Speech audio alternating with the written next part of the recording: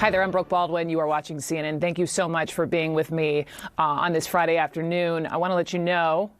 Okay, I'm just getting in my ear from my producer. We were watching this event in the briefing room of the White House. President Trump was present. We were waiting to see if he would actually take questions because he has not done so in 17 days. And I'm just now told he left. So, 17 days, no questions being taken by the President of the United States.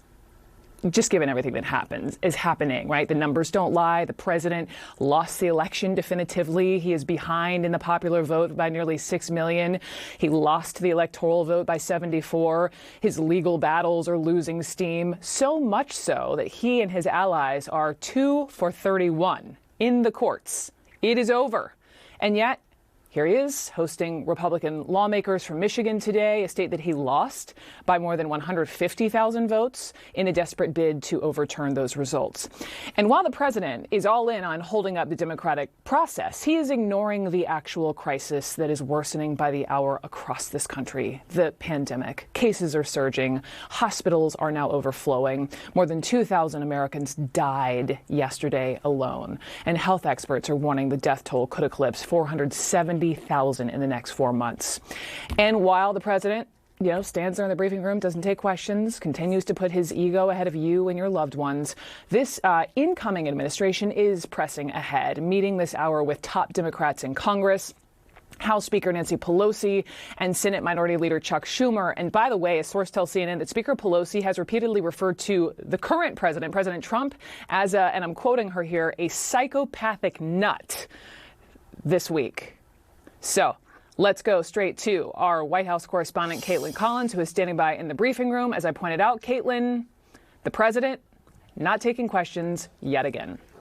He has not taken questions since the day of the election, Brooke. And you've got to think that if the president felt so good about his false statement, his lie that he won the election, you would think that he would take questions. He would talk about the evidence he believes his attorneys are going to be presenting in court, even though they did not present that evidence themselves yesterday, besides waving around some affidavits during that briefing. And so this is continuing on where the president is refusing to take our questions and refusing to expand on his claims that he won this election or expand on why he is refusing to concede this election to Joe Biden, given he has clearly won, and is blocking that transition from taking place. He just simply will not answer questions. And so he comes out here, he talks about the 74 million votes that he won in this election. But Brooke, he's ignoring the fact that Joe Biden won almost 80 million votes. And more importantly, obviously got more votes in the Electoral College, the same number that the president got in 2016. And so this is coming ahead of that meeting that the president is going to have here, we believe, in the next hour or so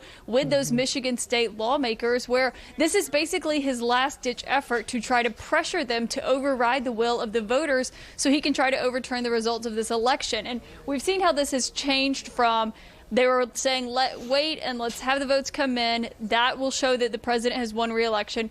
Then they said, well, we don't believe the votes that were legally counted actually added up to what they were supposed to, so we're going to file these lawsuits. We know, of course, the president and his allies have lost 24 lawsuits since Election Day now, Brooke. So now the president is moving on to trying to use political muscle to pressure these state lawmakers to change the vote, to override the will of the voters in places like Michigan, where Joe Biden defeated Donald Trump with a margin of 150,000 votes. It wasn't even close there, Brooke. And of course, the president is not answering any questions on that. His press secretary was here earlier today. She only answered a handful of questions. And so that really does say much more than probably them answering questions could about how they think these efforts to overturn the results of the election are going to go.